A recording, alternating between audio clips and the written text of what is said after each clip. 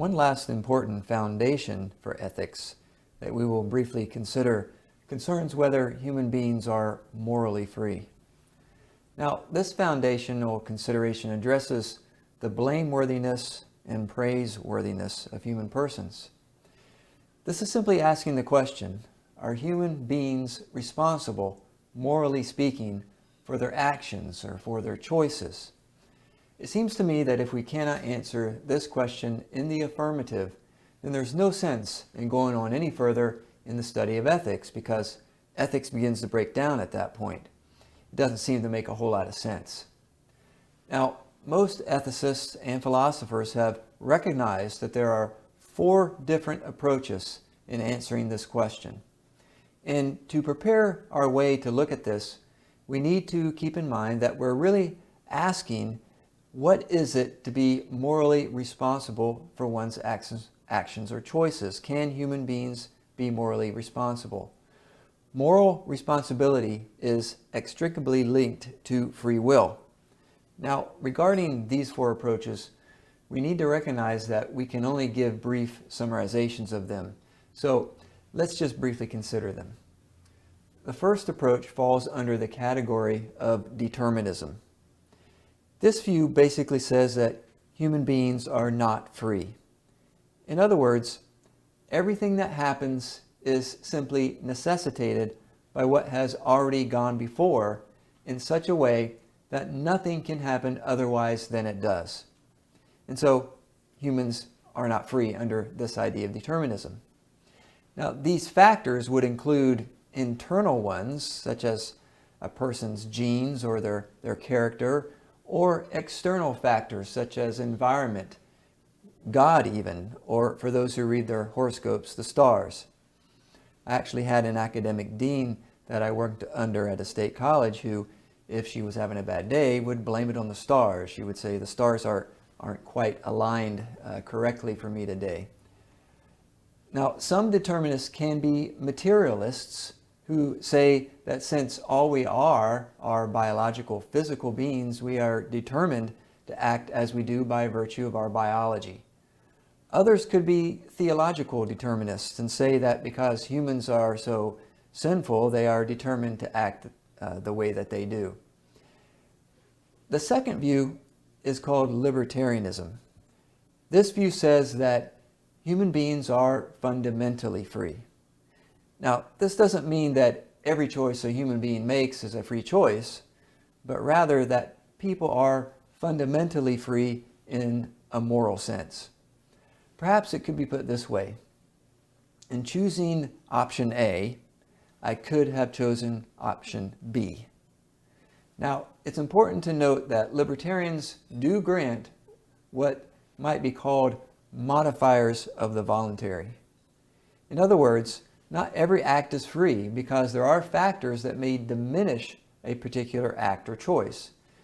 These would include things like fear or force. Someone could, say, stick a gun to a person's head and try to force them to commit some act. Other factors might be ignorance, overwhelming desire, overwhelming habit. And all of these may diminish a person's freedom under certain circumstances. Now, we may note that even law recognizes that a person's culpability is affected by these modifiers of the voluntary as well. So it seems to make sense that there should be these exceptions pertaining to particular acts or choices. Another view is called Compatibilism. Compatibilism, as it sounds, attempts to reconcile free will and determinism in some way. It says that free will is compatible with determinism. And this is how it works. Compatibilists generally say that a person's character, personality, preferences, in general, a person's motivational set is entirely determined by events through which he or she is in no way responsible. So freedom is simply not being forced. It is to be free from constraints. It is simply having genuine options and opportunities for action and being able to choose between them according to what a person wants or thinks is best. So Compatibilist freedom is just a matter of being able to choose and act in the way that a person prefers or thinks is best, given how that person is. So if some other condition had arisen, then that would produce a different desire, and hence a different choice would have been made. But since a particular condition arose, then and that person chose the desire that arose with that condition, that person has freely chosen. The final view is called Incompatibilism. This is the view that says that free will and determinism are not compatible. That is to say, we simply cannot reconcile these two ideas at all.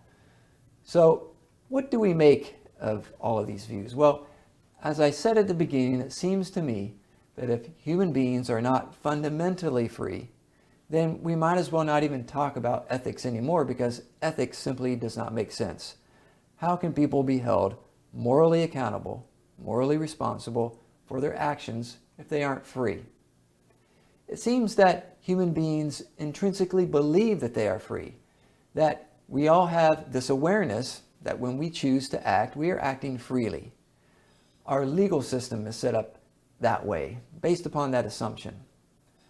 Most of the time, those who deny that human beings are free come from a philosophical perspective known as physicalism or materialism. That is to say, they believe that human beings are nothing more than physical beings or entities, and so they're nothing more than their biology. And so all of these biological factors, of which are composed basically, have come to be without any control whatsoever on our part. Hence, these biological factors are what bring about particular dispositions and desires within us. Since these things are determined by factors that we have no control over, then it would seem that really don't have free will or freedom of choice. So that is where usually this approach comes from. Some theological approaches also deny free will, as I've already mentioned. Usually these approaches are more compatibilistic. At least they work from that approach. But compatibilism seems to have a problem as well. Compatibilists generally claim that freedom consists in the ability to choose in accordance with what one desires most. So freedom is inhibited when one cannot choose what one desires. The problem is that compatibilists also say that all a person's desires, thoughts, and choices are determined by factors over which no one has control and is unable to prevent. And so one's desires are determined, and they in turn determine one's choices. So in the end, compatibilism seems to end in determinism. Now, the reason why I think that libertarian freedom is the only view that makes sense is because one cannot possibly be truly or ultimately morally responsible for what one does if everything one does is ultimately a deterministic outcome of events that took place before a person was born. I think Thomas Aquinas in the Summa Theologia expressed it very clear when he says, "Men make free decisions. Otherwise, advice and encouragement, directives and prohibitions, rewards and punishments would be pointless. Things without awareness, stones and such like, act without judging.